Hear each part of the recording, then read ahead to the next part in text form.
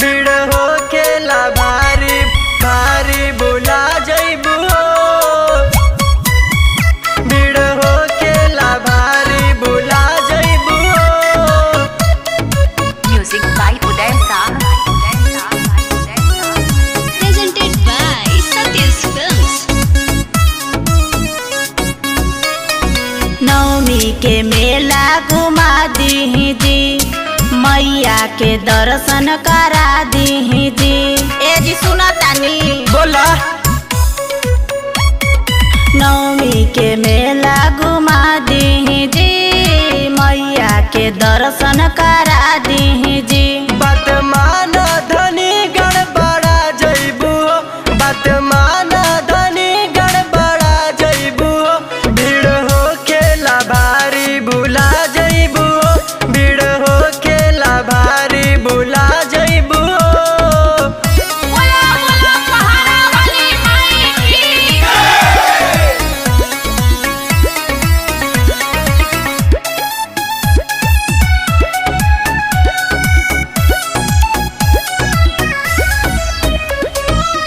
पान फूल का सैली औरी किन दी चुनरिया, जल्दी सजा दी सैया पूजा के थरिया।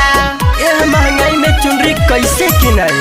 सुनी पान फूल का सैली औरी किन दी चुनरिया, जल्दी सजा दी सैया पूजा के थरिया।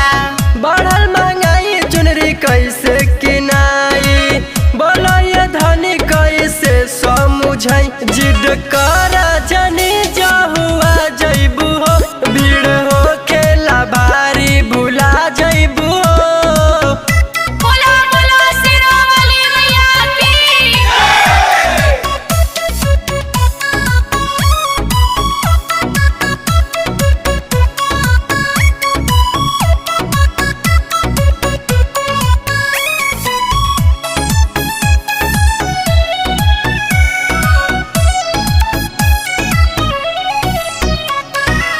सैया सती समानी खुशबू के बात जी, अजय पंडित जी कर रही है पूजा पाठ जी।